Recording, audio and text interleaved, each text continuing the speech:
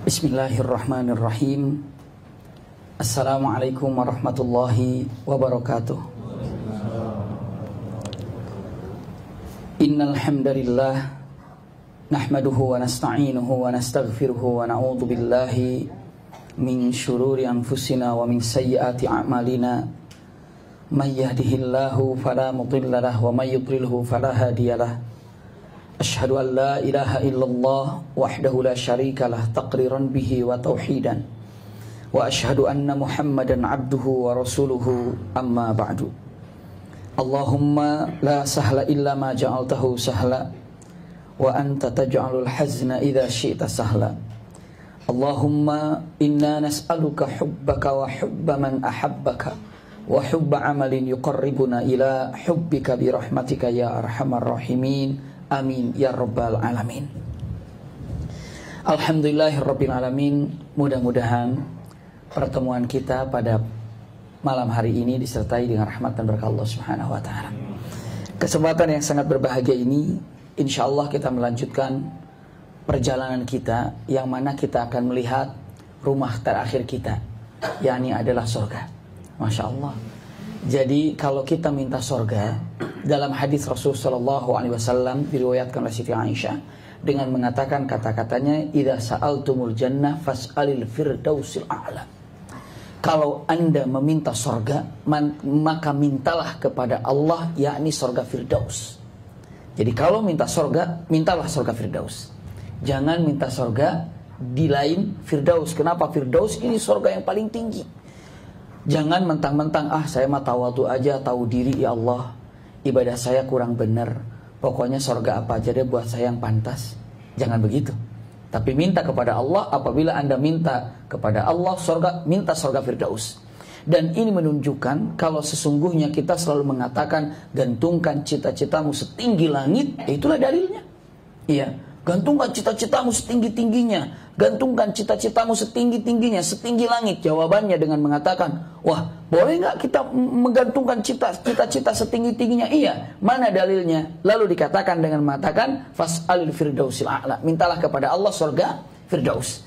Iya, ini pertemuan yang pernah saya sampaikan kata-kata ini di akhir daripada penghujung pertemuan yang lalu, kalau tidak keliru, ketika menceritakan tentang yang namanya Imam Syafi'i. Bagaimana Imam Syafi'i menjadi seorang imam, padahal punten, kalau dilihat daripada keadaannya fakir, miskin, datang ke kota Madinah untuk belajar. Imam Malik gurunya, orang lain punya buku, orang lain punya pena, lalu dia nulis. Imam Syafi'i tidak menulis karena memang tidak punya buku, tidak punya pena. Lalu apa yang dia lakukan? Dia hanya mencatat tangan begini, lalu diukirnya tulisan-tulisan, kalau kata gurunya catat begini. Imam Syafi'i mengatakan nulis saja di tangannya. Sampai Imam Malik melihat sehari, 2 hari sabar, ke-6 harinya bertanya, kamu besok gak usah ikut lagi dengan saya. Kenapa?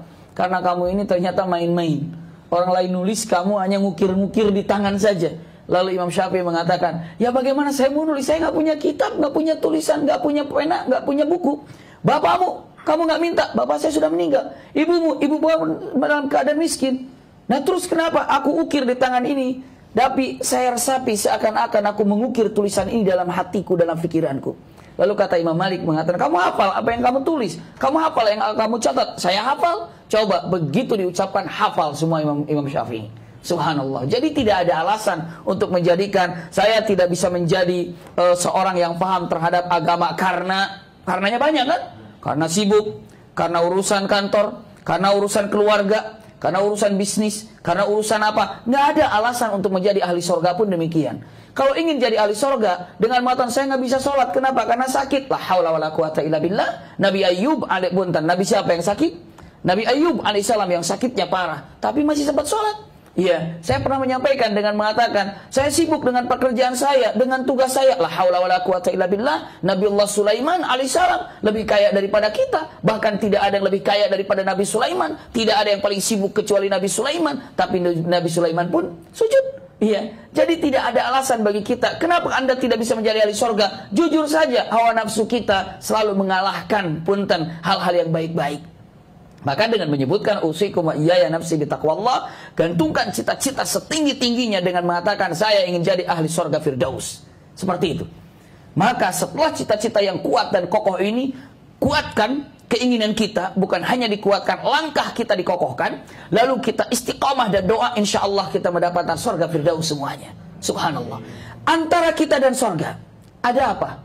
Subhanallah. Antara kita dan surga, saya akan katakan perkataan yang sangat indah. Ada beberapa hal yang saya bisa contohkan. Yang pertama, mungkin kalau saya katakan lebih mudah, ada seorang sahabat Rasul sallallahu alaihi wasallam, Umair ibn Hamam. Dia adalah seorang sahabat Rasul ketika di perang Badar. Ketika dalam perang Badar seperti yang pernah saya sampaikan mungkin di sini, para sahabat tidak siap untuk melakukan perang, dalam arti kata bukan tidak siap secara fisik, secara niat, tapi apa, memang datang ke sana peralatan bukan untuk siap-siap perang. Jadi perang Badar itu adalah skenario Allah dijumpakan orang mukmin dan orang kafir. Maka orang mukmin ketika berangkat ke perang Badar bukan niat untuk berperang, tapi untuk apa? Menghalangi ataupun menakut-nakuti kafilahnya Abu Sufyan. Ternyata malah diperjumpakan dengan pasukan yang sangat besar yang dipimpin oleh Abu Jahal. Iya. Begitu masuk di situ oleh Abu Lahab, punten. Di situ dengan ada Syaibah bin Rabi'ah, di situ ada Utbah bin Rabi'ah, di situ ada Umayyah bin Khalaf. Akhirnya jumpa. Dalam keadaan mau berperang, subhanallah, dalam keadaan siap berperang, orang mukmin saat itu masih cari-cari yang punya makanan siapa, yang punya makanan, bagi-bagi makanan. Padahal saat itu dalam situasi akan perang. Lalu yang namanya sahabat Rasul sallallahu alaihi wasallam, Umair ibn Hamam atau Ibn Hamam, dengan membawa kurma lalu dimakannya.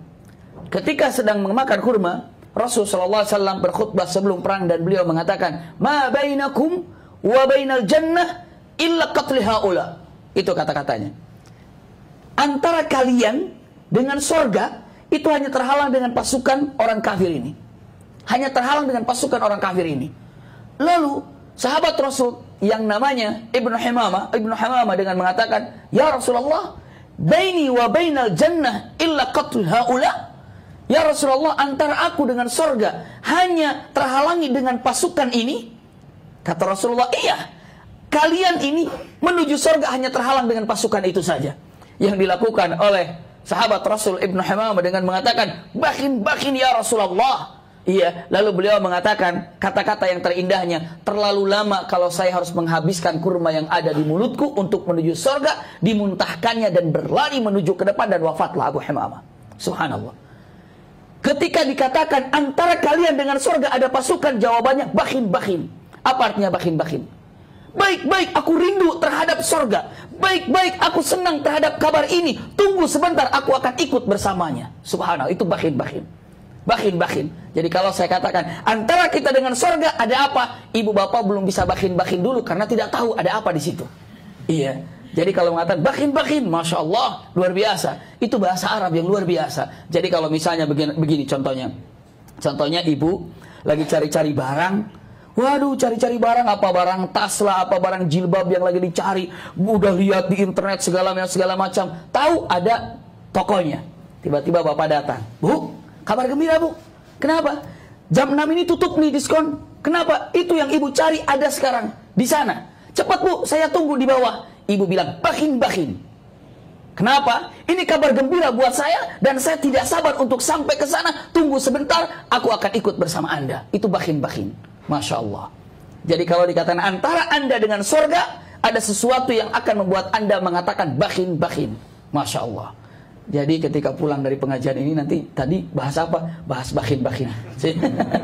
Bakin. Yaitu bahasa Arab. Jadi kalau ada kabar gembira mengatakan kalimatnya hayya 'alal falah atau hayya 'alas shalah, di samping kita mengatakan labbaik Allah dalam hati, lalu kita ucapkan juga dalam ucapannya la haula wala quwata illa billahil aliyil azim, tapi terapkan juga kalimatnya ya Rabb, ini adalah kabar baik buat saya dan saya akan ikut di dalamnya. Maka bahasa Arab zaman itu ataupun saat itu sampai sekarang pun masih diucapkan kalimatnya bakin.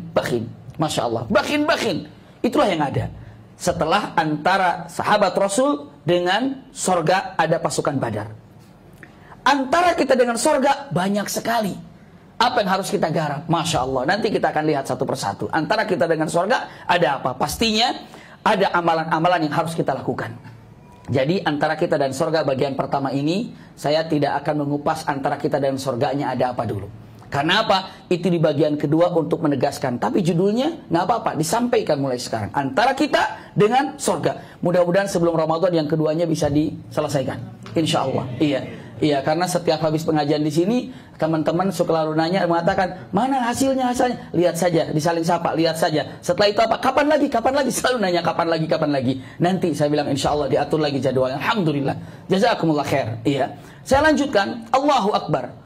Antara kita dengan sorga, ada hal-hal yang harus kita lakukan. Terutama yang dekat saja. Antara kita dengan sorga ada Ramadan. Nanti kita bahas insya Allah. Antara kita dengan sorga ada apa? Ada Ramadan. Ramadan itu adalah tangga untuk menuju ahli sorga. Ramadan ini tangga untuk menjadikan kita ahli sorga. Tapi kita lihat, rumah kita di sorga. Masya Allah. Ayahanda, bunda, ikhwan akhwat yang berbahagia, sahabat dimanapun berada, yang namanya di sorga, tidak ada orang dengan mengatakan, saya bosan di sorga begini-begini aja. Nggak ada. Iya. Pun yang pernah saya sampaikan ketika membahas neraka dengan mengatakan berapa lama Anda di neraka, dia jawab, saya di neraka, naudzubillah. Misalnya, berapa lama Anda di neraka? Orang itu jawab, saya di neraka udah 500 tahun. Lalu orang itu mengatakan, berarti Anda udah pengalaman dong di neraka. Udah nggak sakit lagi dong di neraka. Tidak. Subhanallah. Neraka itu, siapapun yang sudah masuk di dalamnya, walaupun dia miliaran tahun, ribuan tahunkah atau ribuan miliaran tahun ataupun sekian tahun lamanya, itu tidak ada orang yang berpengalaman di neraka. Karena apa? Karena apa coba? Siksaannya setiap hari semakin bertambah, berubah. Itulah neraka. Jadi nggak tetap aja memang nerakanya begitu, tapi suhunya makin hari makin panas.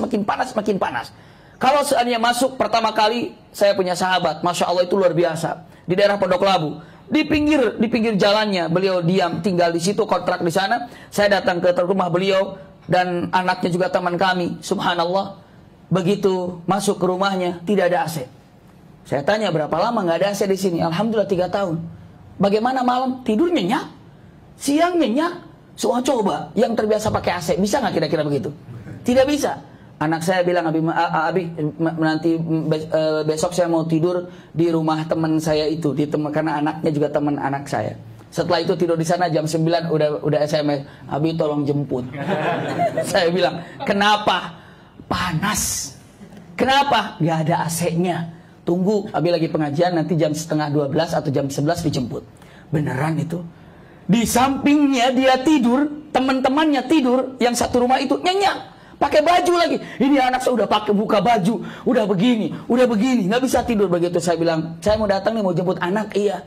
Begitu lihat merah wajahnya, dia bilang sengsara banget nggak ada AC. Saya bilang mengatakan, kok teman kamu bisa? Jawabannya matan nggak tahu. Itu karena mereka biasa. Iya, karena mereka biasa. Nah, di neraka, la haula wala quwata illa billah, bukan tempat kita. Tapi orang yang di neraka tidak ada yang mengatakan, udah pengalaman di neraka berarti udah nggak panas. Enggak, tetap akan selalu panas dan semakin panas. Sebaliknya di surga nggak bakalan ada orang yang bosan.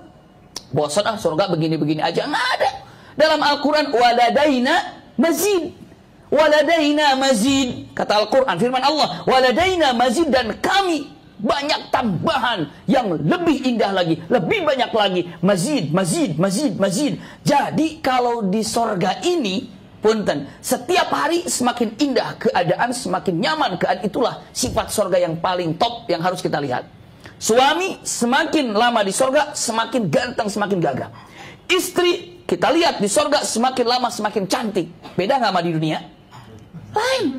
Coba di dunia, suami makin lama makin bagaimana? Terserah jawaban ibu bagaimana. Subhanallah. Ibu juga melihat istri semakin lama semakin apa? Udah 40 tahun, 60 tahun. Begitu lihat, mah, ini foto kapan? Itu kan foto waktu mama 23 tahun. Jauh banget ya. Iyalah, ibunya udah 70 tahun sekarang. Nah, kalau di surga makin lama makin kinclong, makin indah, makin baik. Itulah ahwalul jannah. Subhanallah. Dan punten, selama di dunia ini, punten, ada sakit, ada apa, ada itu, ada susah, iya namanya dunia. Tapi kalau di surga nggak ada. Kalau sudah masuk surga, tidak ada kesulitan apapun yang dihadapinya, selalu bahagia dan senang dan tenang. Kalau sudah masuk neraka, tidak ada apapun di dalamnya kecuali kesedihan dan sakit dan sakit dan sakit. Itulah, iya. Jadi benar-benar sempurna. Saya pernah mengatakan pertama kali di pertemuan awal dengan kalimat wafat. Iya, lihat lagi pelajaran pertamanya, berarti itu di pertemuan pertama, insya Allah masih ada. Dengan makna wafat itu seperti apa? Sempurna. Kenapa? Karena orang mukmin dibilang wafat karena sempurna mendapatkan kenikmatan, dan orang kafir dikatakan wafat karena sempurna mendapatkan siksaan. Seperti itu. Namanya pun wafat. Jadi alangkah baiknya telah wafat fulan ibnu fulan, telah wafat fulan ibnu fulan, itu untuk manusia. Selanjutnya, subhanallah, surga ini, Masya Allah, luar biasa. Kalau kita begitu masuk ke rumah ini, ada beberapa pintu. Ada beberapa pintu. Surga pun sama. Surga ini, para alim ulama, dalam beberapa hadis sahih, saya kumpulkan hadis-hadis ini, bahkan saya mendapatkan beberapa keadaan atau di dalam pendapat para alim ulama, saya kumpulkan. Di dalam surga ini ternyata, Masya Allah, itu ada yang namanya pintu. Dan pintu surga itu ada 8. Waduh, luar biasa. Pintu surga ada 8. Pintu surga itu ada 8. Dan silakan ibu bapak hanya tinggal memilih kira-kira pantasnya ibu bapak masuk dari pintu surga mana. Kalau kemarin begitu menceritakan tentang neraka, duh kayaknya di situ saya ini, astagfirullah, gitu kan?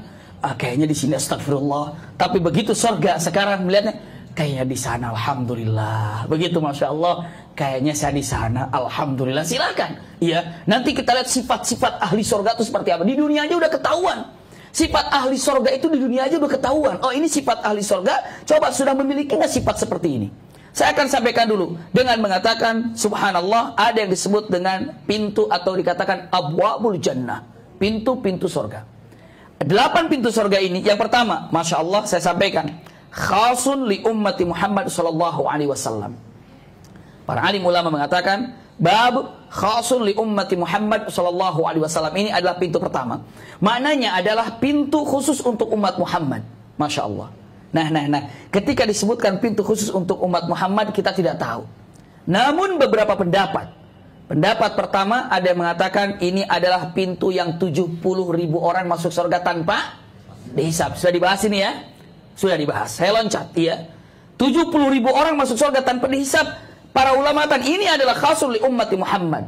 Tapi ternyata ada pendapat lain lagi. Dan sama-sama kuat pendapatnya. Yang kedua mengatakan babun khasun li ummati Muhammad adalah pintu taubat. Babu taubah. Masya Allah, itu adalah pintu taubat. Allahu Akbar, pintu taubat.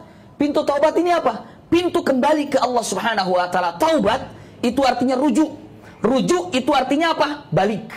Jadi kalau ada suami istri cerai, setelah itu dibilang apa? Rujuk. Rujuk dibilangnya, rujuk itu balik. Rujuk itu taubat. Tapi kalau taubat ini adalah kembali ke jalan Allah. Taubat itu kembali ke jalan Allah, ini pintu taubat. Masya Allah. Silahkan. Kalau ingin masuk dalam pintu itu, masuklah ke dalam pintu taubat. Sehingga dalam Al-Quran Al-Karim, ya ayyuhalladzina amanu tubu ilallahi taubatan nasuha. Taubatlah yang nasuha. Nasuha itu dengan pas taubatnya. Kalau tidak keliru pun saya sudah menyampaikan syarat taubat. Tapi untuk singkat, syarat taubat adalah 1, menyesali terhadap perilaku apa yang telah dilakukannya. Ya. Yang kedua, berjanji untuk tidak mengulanginya lagi. Syarat taubat ini. Ya. Yang ketiga, punten keinginan taubat atas diri sendiri. Jangan dipaksa keinginannya atas diri sendiri, bukan ada pistol, tobat kamu tobat, ya Allah saya tobat, tidak sah tobatnya. Iya. Jadi tobatnya apa? Keinginan sendiri. Menyesal, berjanji tidak mengulanginya lagi. Selanjutnya apa lagi? Atas keinginan diri sendiri. Yang keempatnya apa? Yang keempatnya sebelum wafat. Ya iyalah. Ya, sebelum wafat masih dalam keadaan hidup taubat. Masya Allah. Seperti itu. Ya, kalau mau ditambah yang kelima lagi, sempurnakan taubat dengan apa? Taubat dengan menjauhi tempat-tempat yang maksiat di mana pernah terjerumus di situ, ya, dan mencari ilmu. Terus mencari ilmu, mencari ilmu. Ketika mengatakan innallaha yuhibbut tawwabin, lanjutkan, wa yuhibbul mutatahhirin. Iya kan? Allah ini sangat menyukai orang-orang yang bertobat dan orang-orang yang mensucikan diri. Mensucikan diri itu apa? Menjaga pergaulan. Mensucikan diri dari matanya, mensucikan diri dari telinganya, mensucikan diri dari lidahnya, mensucikan diri dari hatinya. Termasuk mensucikan diri dari pergaulannya. Innallaha yuhibbut tawwabin, menyukai orang-orang yang balik kemana? Ke jalan Allah yang benar, dan menyukai terhadap orang-orang yang membersihkan diri.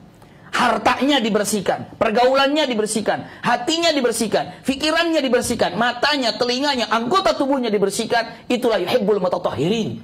Ya, mutatahhirin itu bersih itu bukan mandi aja, bukan. Tapi ini hatinya. matanya, yuhibbul mutatahhirin. Ini harus dipegang baik-baik. Subhanallah. Jadi kata-katanya babun khasun li ummati Muhammad adalah pintu taubat. Masya Allah. Silahkan lakukan. Kapan mau taubat? Gak usah nunggu kapan-kapannya. Sekarang dalam hati ketika di majelis ta'lim, langsung taubat pada Allah Subhanahu wa taala. Karena apa? Ketika ada satu taubat, Masya Allah, punten, cita-cita, keinginan, harapan, tujuan, kalau seandainya masih tersendat, sadar tidak sadar, yakin atau tidak yakin, tapi harus diyakinkan bahwa sesungguhnya tersendatnya keinginan kita ini terkadang tersendat dengan dosa-dosa yang belum ditobati. Ini kadang tinggal gampang nih, proyeknya tinggal gampang, ini tinggal tanda tangan, kok bisa nggak jadi? Jangan salahkan itu, salahkan ini dulu, introspeksi. Dosa apa yang belum saya tobati nih kira-kira ya? Apa nih kira-kira? Subhanallah, kenapa? Dosa ini itu seperti sampah ketika menghalangi air yang mengalir dengan baik. Sungai, airnya lancar, ngalir. Begitu banyak sampah tersendat. Sama. Permohonan kita, keinginan kita, ibadah kita, kekhusyuan kita, susah. Karena apa? Ternyata apa? Ada dosa. Dosa kepada Allah, dosa kepada orang lain karena menyakiti di antara kawan dan sahabat. Mungkin saya pernah menyampaikan tentang Imam Syafi'i yang tidak bisa sholat tahajud. Pernah disampaikan atau belum di sini? Iya. Jadi Imam Syafi'i dari mulai 9 tahun saja sudah jadi imam. Dan Imam Syafi'i ini, Masya Allah, luar biasa. La haula wa la quwata illa billah. Beliau ini tidak pernah kehilangan tahajud. Luar biasa. Qiyamul lail. Dan ini adalah salah satu daripada tanda ahli jannah, itu qiyamul lail. Salah satu daripada tanda ahli jannah, sifat daripada ahli jannah itu qiyamul lail. Nah, Imam Syafi'i tiba-tiba satu malam beliau tidak sempat sholat tahajud. Begitu bangun pas azan subuh, Allahu Akbar, bangun Imam Syafi'i. Dia katakan, ya Rabb, saya nggak sempat tahajud. Ya Allah, saya tidak tahajud. Sampai bergetar dan berlinang air matanya. Sampai ke masjid sholat dan menjadi imam, nangis. Ketika ngajar setelah subuh, nangis. Pulang ke rumah, nangis. Istri nanya dengan mengatakan, ya imam. Atau istrinya bertanya, ya Syafi'i, kenapa anda ini nangis dari tadi begini nangis? Dia jawab, saya nggak habis pikir. Kenapa? Saya nggak bisa sholat. Sholat apa? Sholat tahajud. Padahal tahajud ini selalu saya lakukan. Dijawab dengan mengatakan, kenapa anda tidak bisa sholat tahajud? Nah itu dia, kenapa saya tidak bisa sholat tahajud? Lalu istrinya mengatakan, coba kamu tanya kepada gurumu. Gurunya adalah Waqi'. Iya, kalau tadi saya katakan Imam Malik, banyak gurunya Imam Syafi'i itu banyak. Makanya kalau berguru, banyak bergurunya, silakan. Iya, nggak usah berguru dalam satu ustadz, satu kiai, tidak. Ambil semua guru, belajar. Subhanallah. Dan kalau seandainya menemukan dengan mengatakan, oh ternyata beliau mengatakan hadis ini ya, tapi yang saya tahu ini hadisnya begini, cari lagi. Karena apa? Usikum wa iyaya nafsi bitaqwallah. Termasuk saya pribadi, masih belajar. Saya juga belajar berapa kali kejebak dalam menyampaikan hadis lemah. Bahkan berapa kali kejebak menyampaikan hadis dhaif. Bahkan saya pernah kejebak menyampaikan hadis palsu dalam tausiah. Setelah saya sampaikan. Setelah itu agak ragu. Subhanallah, dicek. Astagfirullah, ternyata ini hadis yang palsu. Sementara saya sudah lupa majelis mana yang sudah saya ceramahi itu. Iya kan? Cuma kita kan astagfirullahaladzim. Seperti itu. Dan saya tanya ke beberapa ulama, guru-guru kami yang di Mamlakah Saudi Arabia, baik itu yang di televisinya atau di radionya, termasuk Syekh Muhammad Hasan, pernah menyampaikan bla bla bla bla bla. Ternyata beliau beberapa hari berikutnya mengatakan perkataan 1 jam kemarin semua salah. Beliau bilang. Padahal sudah nyampe kemana-mana itu perkataannya. Beliau mengatakan perkataan yang saya sampaikan itu adalah salah dan keliru. Saya perbaiki nggak apa-apa. Iya, kalau memang salah tinggal bilang ini salah, ini keliru, begitu. Subhanallah, ini yang harus kita yang namanya pelajari. Jadi cari guru sebanyak-banyaknya, ulama sebanyak-banyaknya, belajar. Imam Syafi'i pun gurunya tidak satu, banyak gurunya Imam Syafi'i. Iya, lihat saya sampaikan, Imam Syafi'i dia datang ke Waqi', sampaikan, ya Waqi', wahai guruku, saya ini selalu melaksanakan sholat apa? Tahajud. Tapi hari ini kenapa saya tidak bisa sholat tahajud? Ada apa ya? Subhanallah, dengan mudah gurunya Imam Syafi'i mengatakan, qayyadaka dzunubaka ya Syafi'i. Kayaknya kamu nggak bisa tahajud malam tadi karena dosamu yang telah mengikatmu di atas ranjangmu. Ada dosamu yang telah mengikatmu di atas ranjangmu sehingga kamu tidak bisa bangun tidur pada waktu tahajud. Coba pikirkan dosa apa yang telah kamu kerjakan. Imam Syafi'i merenung. Kurang dari 1 menit. Dia langsung berderai air matanya dan dia katakan, wajadtuhu, aku temukan dosanya. Subhanallah, 1 menit ketemu dosanya. Coba kalau kita dosamu telah mengikat di atas kasur, dosa yang mana ya? Mikir, masih lama. Kali itu waktu kemarin gibah, yang mana? Oh itu mah bukan, itu mah yang mana? Coba, kebanyakan dosa, susah nemunya yang mana. Tapi Imam Syafi'i kurang 1 menit, wajib tuh aku temukan. Ternyata ibu bapak apa? Kesalahannya apa? Malamnya itu Imam Syafi'i setelah sholat Isya, Imam Syafi'i mengajar di depan murid-muridnya. Tiba-tiba di masjid ada 1 orang di pojok jauh, ya, nangis. Nangisnya itu ya mungkin karena tobat, minta ampun pada Allah, tapi nangisnya itu kedengeran sampai begitu ya. Sehingga apa? Semua yang ngaji kira-kira terganggu nggak? Terganggu. Imam Syafi'i, oh terganggu. Berdiri Imam Syafi'i dengan hormat, dengan baik. Assalamualaikum akhi. Waalaikumsalam. Kalau bisa nangisnya jangan di sini. Ini lagi belajar. Bisa nggak di luar kira-kira nangisnya? Mohon maaf ya. Iya, keluar. Kira-kira kalau digituin masih nangis lagi nggak kira-kira? Tobatnya bisa dilanjutin nggak? Hilang. Rupanya dia keluar tapi sakit hati. Pulang. Kata Imam Syafi'i, dia terluka dengan saya. Subhanallah. Dia terluka dengan saya. Lalu begitu setelah sholat Isya, Imam Syafi'i masih mengajar. Setelah mengajar bertanya, apakah di antara kalian tahu waktu kemarin di pojok sana ada yang nangis? Iya wahai Imam. Dengan mengatakan, bisa ditunjukkan di mana rumahnya? Jauh ya Imam. Tunjukkan jalan ke tempat tersebut dan jumpa, diketuk pintunya. Assalamualaikum warahmatullahi wabarakatuh. Begitu dibuka, berhadapan, dipeluknya oleh Imam Syafi'i, dan orang itu kaget kedatangan Imam Syafi'i. Ada apa? Dijawab, maafkan aku, maafkan aku, maafkan aku. Kenapa? Maafkan aku karena aku telah melukai perasaanmu tadi malam begini dan begini dan begini. Dia jawab mengatakan, benar wahai Imam, saya sakit hati. Tapi memang saya yang salah, tapi saya maafkan. Dan saya pun minta maaf atas apa yang telah aku lakukan di masjid kemarin. Saling minta maaf. Selesai, pulang Imam Syafi'i. Subuhnya kembali Allah bangunkan untuk sholat tahajud. Masya Allah, luar biasa. Pada saat kita sholat tahajudnya susah ya.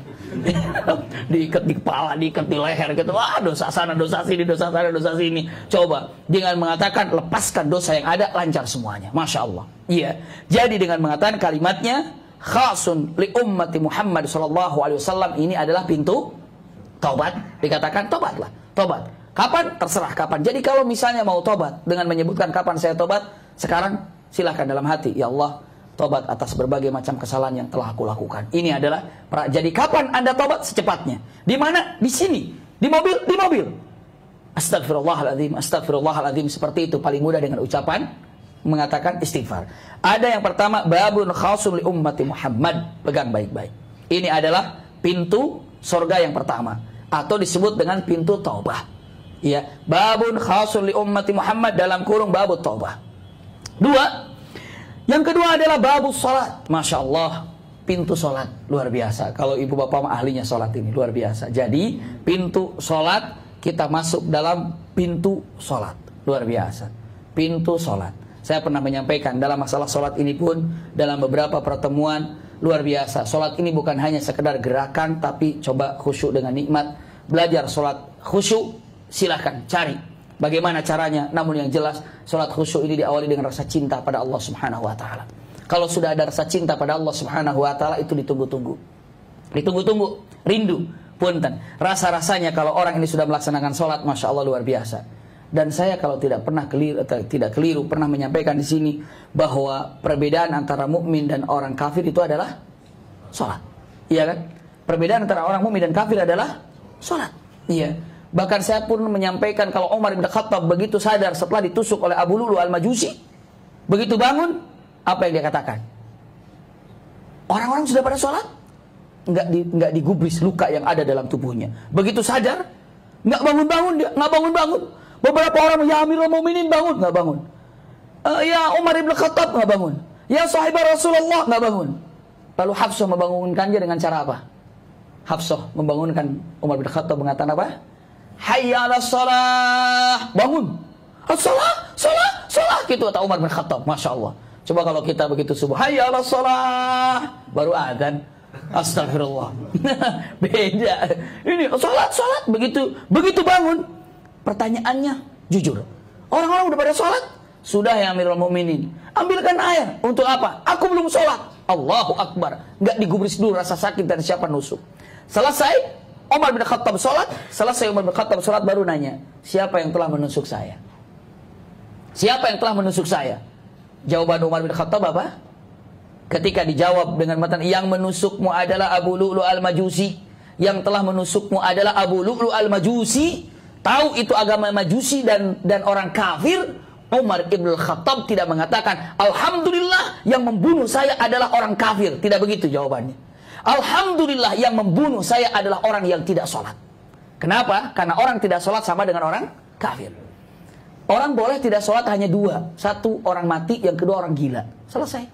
Iya. Kalau ada orang nggak sholat, mati nggak dia? Hidup. Oh, berarti ya itu dia jawabannya. Orang tidak sholat itu orang itu hanya dua. Orang boleh tidak sholat itu dua. Satu orang mati, yang kedua orang gila. Seperti itu. Kalau ada orang tidak sholat, ya itulah istilahnya apa? Kalau dia nggak mati ya gila. Subhanallah. Ini perkataannya. Bahkan saya pernah menyampaikan. Rasanya apa? Belum kali ya.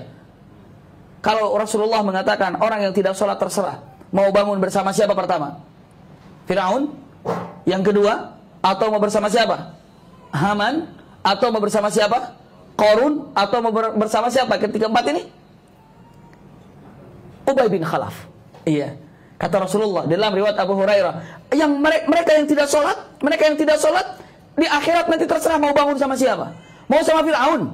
Apa mau sama Haman? Apa mau sama Ubay bin Khalaf? Ataupun mau sama Qarun atau Ubay bin Khalaf? Ketika itu, kira-kira kalau saya suguhkan kepada ibu bapak, mau pilih mana? Jangan pilih satupun. Kenapa? Itu ahli neraka semuanya. Nah, kalau seandainya ahli neraka semuanya, kenapa disebutkan? Karena penyebab dia ini tidak ibadah beda-beda. Firaun tidak ibadah karena apa? Sombong, iya kan?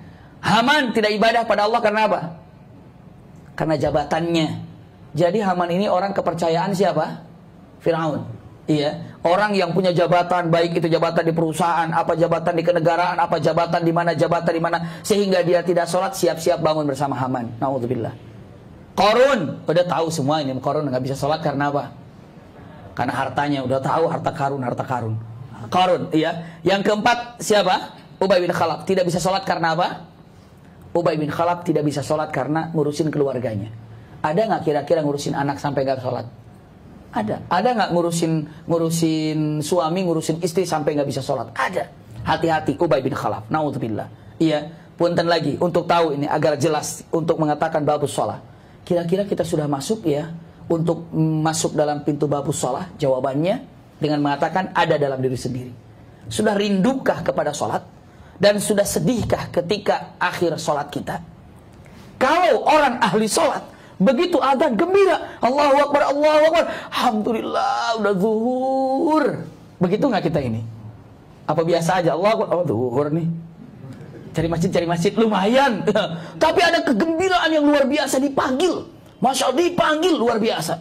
Iya, dipanggil yang sangat mencintai kepada kita. Kalau ada pimpinan yang kita tahu pimpinan itu sangat cinta dan sayang kepada kita, begitu dia manggil kita, insya Allah akan membawa kebaikan buat kita. Tapi kalau seandainya kita ini dipanggil oleh pimpinan yang memang galak, yang memang jahat, yang memang istilahnya suka bentak-bentak, suka marah-marah, sekali dipanggil, gimana perasaan? Deg-degan, ya. Tapi kalau dipanggil oleh Allah, Allah itu maha baik. Maha baik Allah ini. Jadi ketika dipanggil lancar, Masya Allah, seperti itu. Iya. Kalau dengan mengatakan bagaimana kalau sholat sekarang ini boleh untuk diakhirkan, silahkan. Isya kita akan nanti kalau misalnya mau sholatnya berjamaah, monggo. Mau sholatnya di mana, silahkan. Kenapa? Karena akhir waktu Isya itu adalah panjang. Tapi ada lagi pendapat, kata Abu Ishaq dengan mengatakan sholat Isya itu diakhirkan hanya satu alasannya. Apa? Kompak ahli masjid kalau Isyanya jam 1 itu baru sunnah. Bisa dipahami nggak ya? Kalau perorangan nggak laku. Tapi kalau diakhirkan karena majelis taklim, silahkan. Majelis taklim kita ini, Masya Allah, luar biasa. Iya. Kenapa? Untuk menambah kekhusyuan di dalam masalah sholat. Iya. Kalau mengatakan begitulah lagi rame sinetronnya, sinetron, ntar kan Isya diakhirkan sunnah. Lah, ini memang bukan karena mau takhir sunnah, karena ada sesuatu yang lebih dia sukai, ujiannya. Sekali lagi dengan mengatakan sholat. Tanda orang yang sudah pantas rasa-rasanya untuk kriteria Tadi kriteria khasul umat Muhammad saya sampaikan. Kriteria orang yang pantas untuk menjadi punten. Apa? Masuk dalam pintu babus sholat. Kriterianya apa? Kriterianya tadi saya sampaikan. Khusyuk, bagaimana khusyuk kalau tidak punya kriteria ini? Apa coba? Rindu kepada sholat sehingga ditunggu dan ketika azan gembira banget. Maka kalau ditunggu persiapannya sudah sebelumnya. Subhanallah, rindu. Aduh, rindu sama sahabat. Allahu Akbar, alhamdulillah, rindu. Iya. Tapi begitu berpisah ketika salam, udah mulai sedih. Aduh, mau selesai salat ini. Assalamualaikum warahmatullah. Assalamualaikum warahmatullah. Masya Allah, sedih. Kenapa? Baru aja selesai ketemuan sama Allah. Punten, ada nggak sifat itu di hati kita ini? Senang nggak ketika dengar adzan? Rindu nggak sama adzan? Pasti rindu. Kalau maghrib di Ramadan, ya itu mah benar-benar nanti pada rindu semuanya itu. Pada rindu semuanya. Begitu zuhur saja Allahu Akbar, Allahu Akbar. 12, 1, 2, 3, 4, 5, 6 jam lagi. Asar jam 3, 4, 5, 6. Subhanallah, begitu azan maghrib, senang apa tidak? Gembira apa tidak? Jujur saya tanya, gembira dan senangnya karena mau sholat apa karena mau makan? Ini dia. Allah adukan, Allah dampingkan. Ayo, mana yang kamu besarkan? Mau sholat apa karena mau makan? Maka sunnahnya itu hanya takjil sedikit saja. Sholat didulukan. Memang istilahnya apa? Takjil disegerakan, tapi sholat. Setelah takjil, kurma, air putih, ataupun yang namanya kurma, air putih, sholat. Selesai sholat, baru makan. Subhanallah. Jadi dengan mengatakan, iya rindu banget nih kalau maghrib ini bulan Ramadan. Iya. Tapi setelah itu, wallahu a'lam. Iya. Terus sedih nggak ketika habis sholat? Assalamualaikum warahmatullah. Aduh, wajahnya Assalamualaikum warahmatullah. Syahdu, sedih. Apa gimana ketika sholat? Assalamualaikum, alhamdulillah beres. Assalamualaikum, ada sempat zikir-zikir lagi. Ini yang keliru. Jadi kalau mengatakan, saya tidak panjang-panjang mengatakan, oh sholat yang khusyuk, sholat yang tahu artinya, sholat yang mutmainnah, atau sholat yang apa. Punten, semua berasal dari apa? Kerinduan. Kalau sudah rindu, Masya Allah, apapun bisa dikerjakan. Kalau rindu itu dikerjakan, apapun. Iya. Jadi kuncinya rindu. Kalau sudah rindu, gembira ketika jumpa dan sedih ketika berpisah. Sudahkah sifat ini ada di dalam jiwa ini? Nah, ini dia. Kriteria daripada babus sholat. Oh, babus sholat itu begitu ya? Iya, itulah babus sholat. Masya Allah. Iya. Singkat-singkat. Selanjutnya, yang ketiga, babur rayyan. Babur rayyan, ini ada babur rayyan. Ini adalah pintu saum.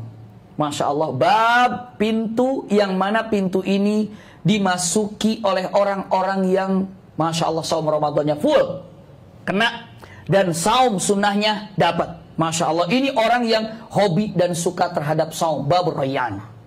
Tapi dengan mengatakan kriterianya seperti apa? Pastikan kriterianya adalah Masya Allah, dengan mengatakan kriteria orang yang saum apa? Hasilnya begini. Saum ini adalah Masya Allah, istilahnya apa ya, ibadah yang rahasia antara dirinya dengan Allah Subhanahu wa ta'ala.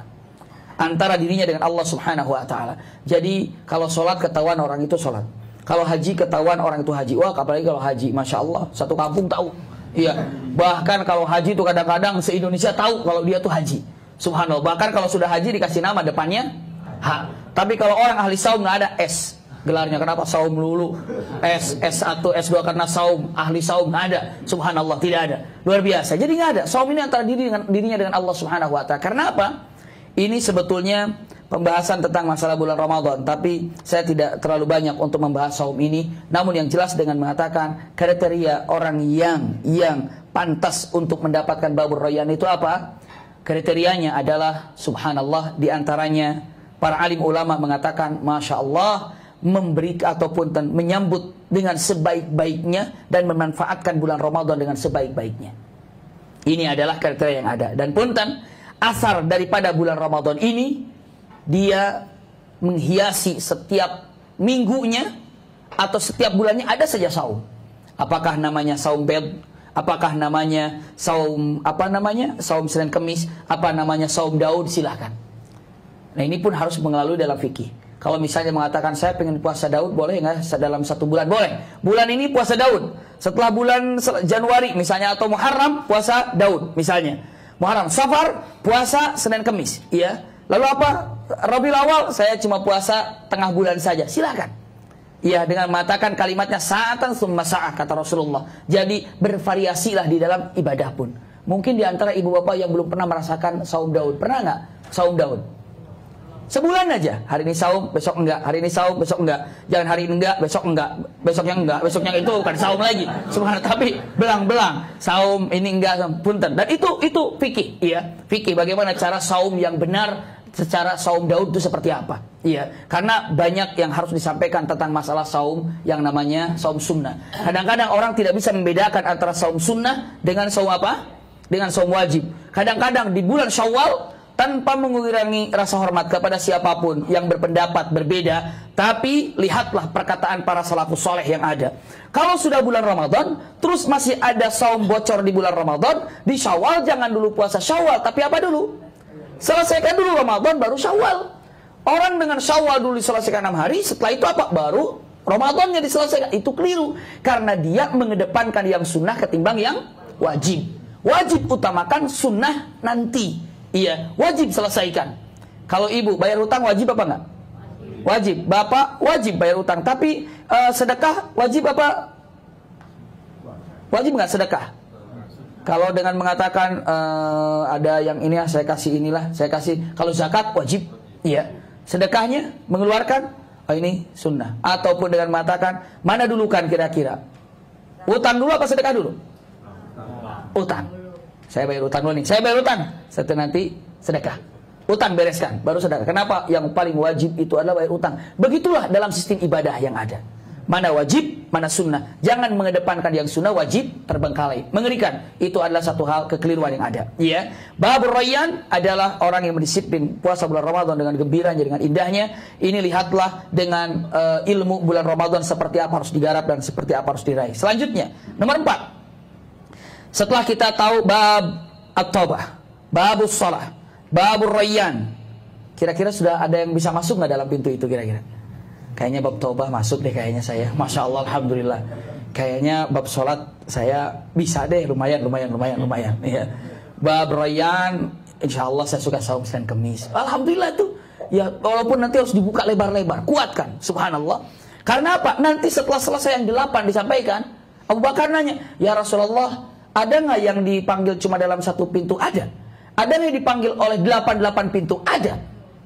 Jadi 8-8-nya memanggil pintunya. Jadi nanti kita di sana nggak usah nyari-nyari pintunya, orang kita dicari sama pintu itu.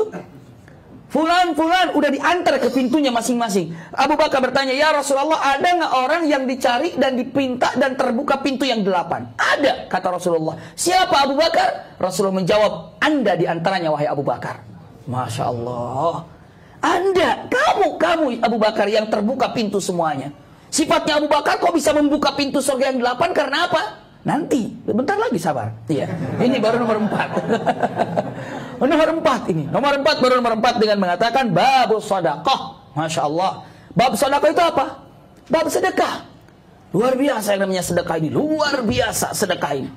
Saya teringat salah seorang muallim kami ada dalam Al-Quran keterangan ini disampaikan oleh Syekh Nabil Awadi. Namun saya sampaikan dengan bahasa mudah untuk dipahami. Ada 2 orang bisnis. 2 orang ini bisnis. Selesai bisnis, tutuplah bisnisnya karena sudah selesai. Masing-masing mendapatkan 3.000 dinar. Sebagian riwayat mengatakan 4.000 dinar. Yang jelas, ambillah 4.000 dinar. 4.000 dinar buat A, 4.000 dinar buat B. Subhanallah. Dengan salam-salaman, oke, kita sudah menghasilkan untung yang cukup banyak. 4.000 dinar buat kami, 4.000 dinar buat Anda, selesai, tuntas. Ya. Tapi yang namanya bekas teman bisnis masih suka ada apa? Hubungan. B, hubungin A, masih ada duit 4.000 dinar? Masih. Iya. Kalau saya dari 4.000 dinar ini sudah saya ambil 1.000 dinar. Buat apa? Saya sudah membeli kebun bersama isinya. 1.000 dinar sudah saya keluarkan kebun bersama isinya. Oh iya? Iya. Waduh, hebat sekali. Lalu A-nya dengan mengatakan, saya juga mau membeli kebun dengan harga 1.000 dinar. Sujud semalam, ya Rabb, ya Allah, ya Allah, ya Allah. Dengan mengatakan, temanku sudah membeli apa? Kebun seraga 1.000 dinar. Aku ingin belikan kebun 1.000 dinar, tapi bukan di dunia. Aku ingin beli di akhirat. Bismillah. Sedekah. Masya Allah. Selesai. Nggak lama lagi, Bertanya lagi, si B mengatakan, masih ada duit? Masih. Berapa? 3.000. Sama, saya juga 3.000. Tapi saya sih udah mau dikeluarkan 1.000 dinar lagi. Buat apa? 1.000 dinar lagi saya keluarkan. Buat apa? Buat apa? Buat kendaraan. Unta, humrun ni'am itu mahal. Ya kuda mahal. Lahu ayatul dhabi wa saqan amatin wa irkha'u sihran wa taqribu tadful. Itu adalah syair orang Arab bagaimana tak kuda. Kuda itu mahal-mahal. Apalagi coba di Timur Tengah. Kuda itu bisa miliarannya, itu bukan 1, 2, bisa 10, bisa 5. Itu namanya apa? Kuda. Mahal-mahal. Kuda itu. Subhanallah. Dan bisa membeli kuda dan unta dengan harga 1.000 dinar. Lalu sujud pada Allah. Ya Rabb, kawanku sudah beli kuda kendaraan sebanyak 1.000 dinar. Aku ingin beli kendaraan 1.000 dinar, tapi aku akan berikan di akhirat. Bismillah, tawakal Allah. Subhanallah. Nggak lama lagi, B nanya lagi, masih ada duit? Masih. Berapa? 2.000 dinar.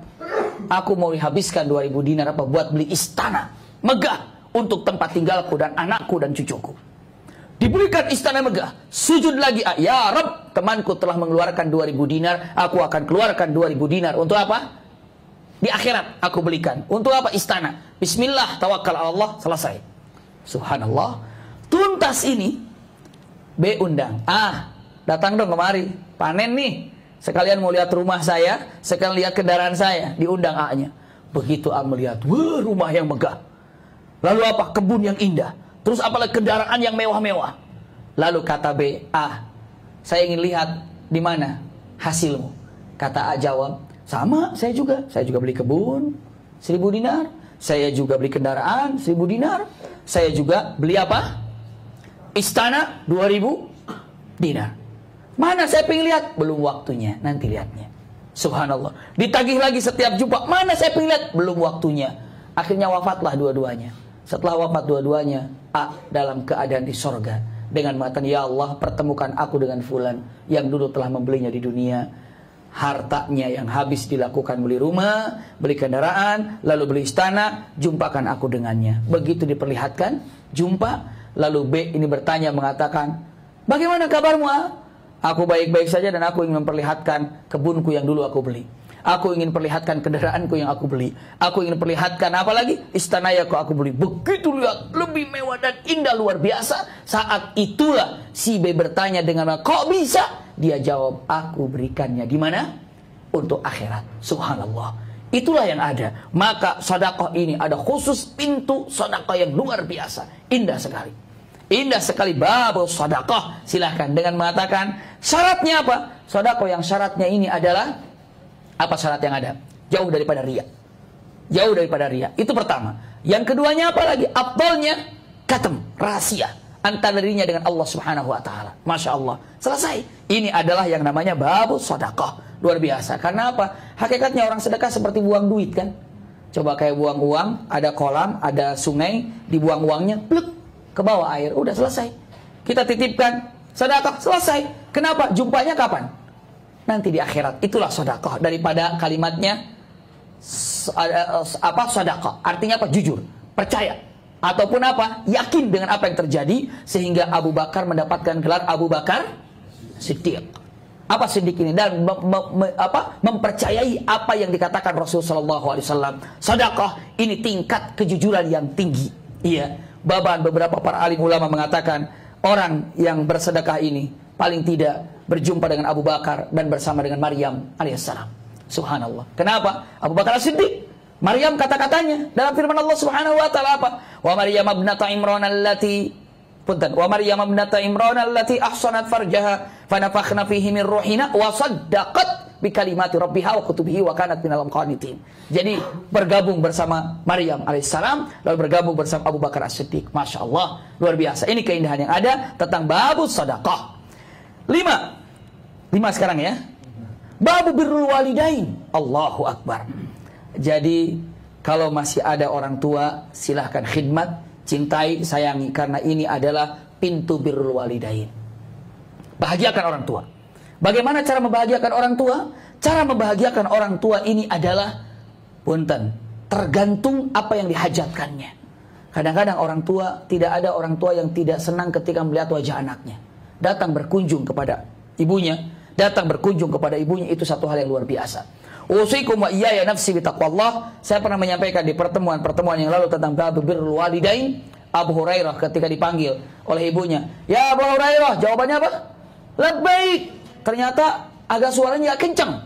Langsung Abu Hurairah mengatakan, "Ya Rabb, aku telah berbuat maksiat." Kenapa? Karena jawabanku lebih kencang daripada ibuku. Masya Allah, itu orang yang soleh luar biasa. Kadang-kadang kita ini, ibu pernah nggak, bapak pernah nggak dibentak anak? Dipelototin deh, dicibir, begitu. Mama, subhanallah, hati-hati. Ketika yang namanya Ibnu Abbas ditanya, bagaimana yang namanya durhaka kepada orang tua? Dijawab, ada dua hal. Para ulama mengatakan, salah satu daripada durhaka kepada orang tua, Anda telah durhaka kepada orang tua. Anda telah durhaka kepada orang tua ketika Anda berjalan, ya. Terus ketika Anda berjalan, terus ada pakaian ataupun kain sarung menyentuh ke tubuhnya dia. Lagi jalan nggak sengaja gitu, kesentuh. Anda telah durhaka kepada orang tua. Saking apa? Hati-hatinya lewat kepada orang tua. Bahkan beberapa ulama mengatakan, mengartikannya, Anda telah durhaka kepada orang tua apabila orang tua lagi duduk, Anda lewat tanpa permisi, tanpa pamit jalan begitu saja. Na'udzubillah. Ini adalah bab birrul walidain. Hati-hati. Bab birrul walidain. Coba kira-kira kita sudah masuk di mana? Birrul walidain insya Allah masuk. Masya Allah. Bab birrul walidain. Saya juga pernah menyampaikan Imam Syafi'i tidak pernah apa? Makan bersama ibunya. Karena apa? Karena apa? Takut ibunya suka mengambil makanan yang itu. Jadi kalau misalnya Imam Syafi'i lagi makan bersama ibunya, dia diam saja. Makan, silakan ibu makan, silakan ibu makan, silakan ibu makan. Kenapa kamu nggak makan? Saya takut saya mengambil lauk yang mana ibu saya sudah membidiknya untuk diambilnya. Subhanallah, itu Imam Syafi'i. Iya. Jadi kalau lagi makan Imam Syafi'i nggak mau makan. Silakan ibu, silakan bu, silakan bu makan. Kenapa? Saya takut. Kalau kita lagi makan kan ngelihat kan makan apa yang akan saya bawa nih habis ini. Diambil kepala ikannya sama teman. Ya diambil. Nggak mungkin. Itu jatah saya aja. Nggak mungkin diambil. Nah Imam Syafi'i nggak mau. Kenapa? Saya takut mengambil lauk yang mana lauk itu sudah dibidik sama ibunya. Makanya dia diam. Nah, setelah itu baru makan. Luar biasa hormatnya kepada ibu. Luar biasa. Imam Syafi'i kalau sedang berjalan bersama dengan ibunya ke pasar, bukan sibuk melihat barang, tapi sibuk melihat mata ibunya. Kemana ibunya berjalan. Kalau ibunya sudah 3 kali melihat sesuatu, diambilnya dan dikasihnya. Subhanallah. Ini kalau lagi jalan sama ibu, awas lewat sini, mahal-mahal semua. Itu mahal-mahal lewat sini. Lalu bilang, "Oh saya mau belanja nih, kemana nih, mau apa, beli kerudung, beli selendang, segala macam." Udah bawa ke Blok M aja. Astagfirullahaladzim. Udah ke Tanah Abang aja. Nggak ada, cari yang paling nyaman. Kira-kira buat ibu apa? Apapun diberikan silahkan untuk ibu. Ini adalah babu birrul walidain. Sampai lihat perkataan para alim ulama bergantung kepada asar daripada para sahabat. Ketika ibu bapak melihat orang tua tersenyum bahagia karena kita, cepat doa kepada Allah karena itu adalah waktu yang sangat mustajab. Masya Allah.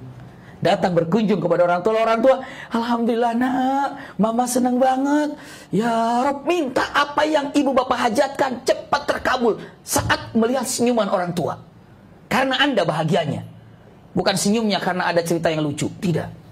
Begitu nonton TV, ibunya ngelihat lawa, ketawa, doa, ibu lagi ketawa. Itu bukan karena kita. Astagfirullahaladzim. Bukan karena kita itu ketawa. Jadi kalau saat ibu ini tersenyum bahagia karena kita, doa mustajab. Luar biasa. Sampai Rasulullah SAW mengatakan apa? Ada beberapa orang yang memiliki tiket surga, tapi dia abaikan. Pernah saya katakan? Iya.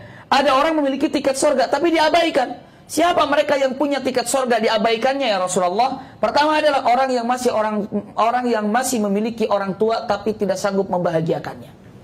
Adanya orang tua di samping kita itu adalah pintu surga buat kita. Subhanallah. Iya, itu yang harus diharapkan dan harus ditegaskan. Yang kedua apa? Yang kedua, tiket surga sudah ada tapi diabaikan. Mereka yang ketika disebut nama Muhammad tidak bersolawat. Ketika disebut nama Muhammad ataupun diucapkan tapi maksudnya kepada beliaulah yang mendapatkan wahyu di Gua Hira yang pertama kali, Allahumma sholli ala sayyidina Muhammad. Begitu ya. Atau mengatakan dengan menyebutkan beliau adalah suami daripada Khadijah yang telah misalnya berhijrah ke kota Madinah, tidak dikatakan Nabi Muhammadnya tapi beliau, tapi tujuannya kepada Rasul sallallahu alaihi wasallam, kita katakan dalam hati Allahumma sholli ala sayyidina Muhammad. Iya. Tapi walaupun disebutnya Muhammad, tapi kalau tujuannya bukan kepada Rasulullah, jangan sholawat. Iya. Misalnya ada apa namanya, ada kakaknya namanya Muhammad. Muhammad ambilkan kunci motor, Allahumma sholli ala sayyidina. Tidak, itu bukan Muhammad yang kita tujukan Rasulullah. Iya. Tapi walaupun itu adalah pakai kata ketiga, iya, tapi kalau tujuannya kepada Rasulullah, selawat itu adab. Adab seorang mukmin ketika mendengar Rasulullah di radio kah, baca di koran kah, di televisi kah, ketika seorang berceramah, kadang-kadang ia menyebut nama Muhammad, langsung sabut Allahumma sholli ala sayyidina Muhammad. Yang ketiga, orang yang punya tiket surga tapi diabaikan siapa coba? Masih ingat? Orang yang bangun tengah malam tapi nggak sholat tahajud, cuma pipis doang misalnya, cuma matiin AC aja misalnya. Pernah nggak begitu? Kayak sering ini, subhanallah. Jadi bangun tengah malam tapi nggak tahajud, pernah nggak begitu? Bangun jam 3, bangun jam 2, bangun jam berapa? Jam 3 masih lama. Astagfirullah. Bangun jam 3, bangun walaupun 2 rakaat. Salat walaupun 2 rakaat selesai. Ini adalah keindahan yang luar biasa. Masya Allah. Lakukan hal ini. Kapan sempat lakukan? 2 rakaat tidur lagi. Nggak apa-apa. Ini adalah yang dia itu punya tiket surga tapi terabaikan. La haula wala quwata illa billahil aliyil azim. Ini adalah babu birrul walidain. Sangat luar biasa sekali, bahagiakan. Keutamaan birrul walidain sangat indah sekali. Sampai punten, saya katakan, pernah mendengar firman Allah Subhanahu wa taala, alhamdulillahirabbil alamin? Oh, tiap hari diucapkan. Coba kalimatnya Rabb. Rabb itu maksudnya siapa? Allah kan? Ketika katakan ya Rabbi, ya Rabbana, begitu kan? Wahai Allah yang mengurusku, yang menciptakan aku, yang memeliharaku, yang mendidikku, itu Rabb artinya. Rabb. Rabb, kalimat Rabb.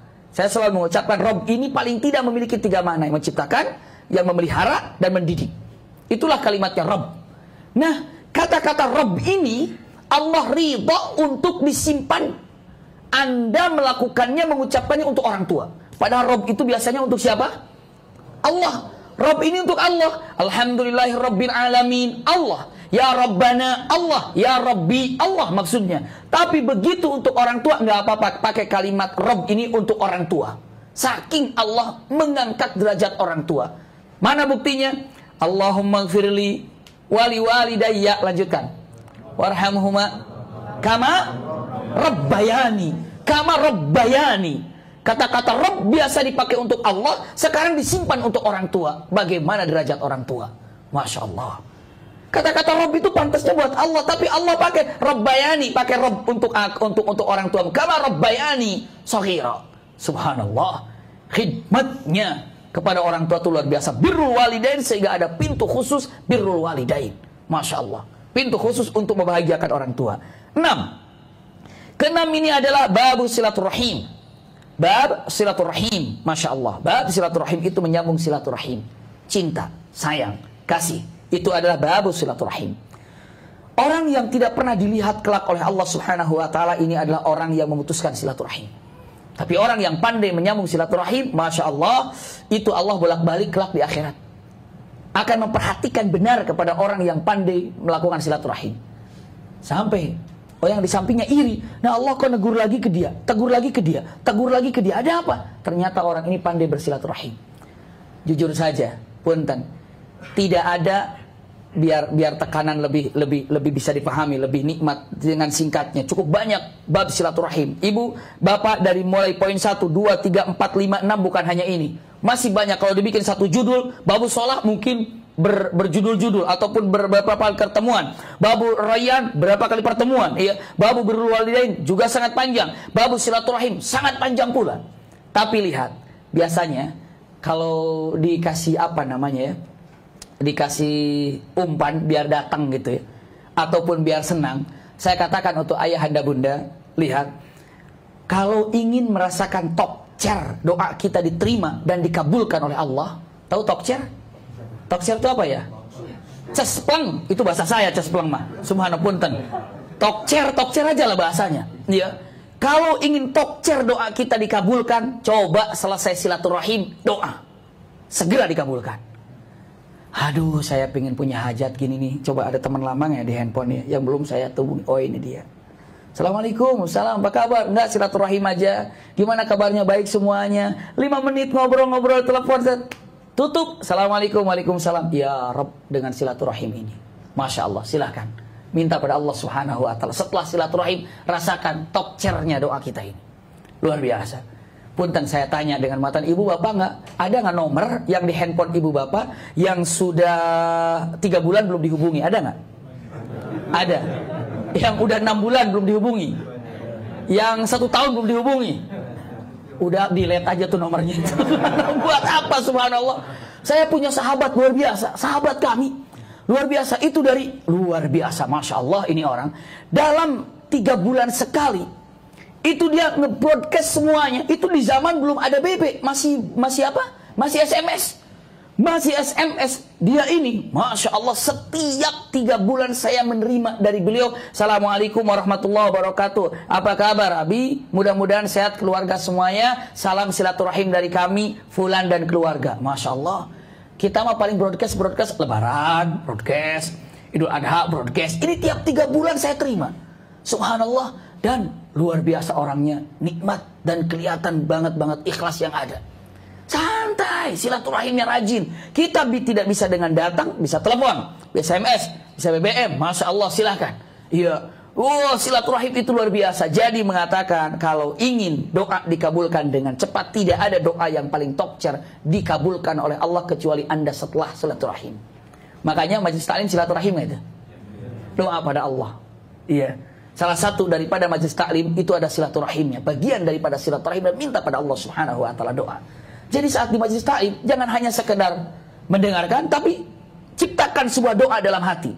Saya pernah mengajarkan dan menyampaikan untuk saya pribadi dan untuk Bunda, ketika dalam tausiah menyebutkan satu kebaikan, apa sorga, dalam hati Allah jadikan saya penghuni sorga tersebut. Ketika menceritakan orang-orang jahat, orang-orang ahli neraka, ya Allah jauhkan kami dari tempat itu dan dari orang jahat tersebut, dan jangan satukan aku bersama mereka. Seperti itu. Itu adalah adat untuk ataupun tabiat ataupun satu hal yang perlu dilakukan ketika kita duduk di majelis taklim. Bab silaturahim, masya Allah. Cukup panjang bab silaturahim ini, namun yang jelas dengan mengatakan orang yang pandai menjalin silaturahim, Allah pandai akan menjalin bersamanya cintanya. Lihat dalam hadis qudsi, irhamu man fil ardi yarhamukum man fis sama. Anda sebarkan silaturahim sehebat-hebatnya, segiat-giatnya, pastikan Allah akan bersilaturahim dengan Anda sebaik-baiknya. Begitu saja. Kalau ingin disilaturahimkan oleh Allah Subhanahu wa taala, silaturahim dengan orang-orang. Masya Allah. Siapapun, coba datangi. Walaupun nanti kita lihat siapa saja yang pertama kali harus disilaturahimkan segala macam. Namun ini adalah kita singkat, ada bab silaturahim. 7. Yang ketujuh ini apa? Babul ihsan. Masya Allah. Yang ketujuh ini adalah babul ihsan. Apa ihsan? Babul ihsan itu pintu kebaikan. Maksud pintu kebaikan apa ya? Nah ini nih.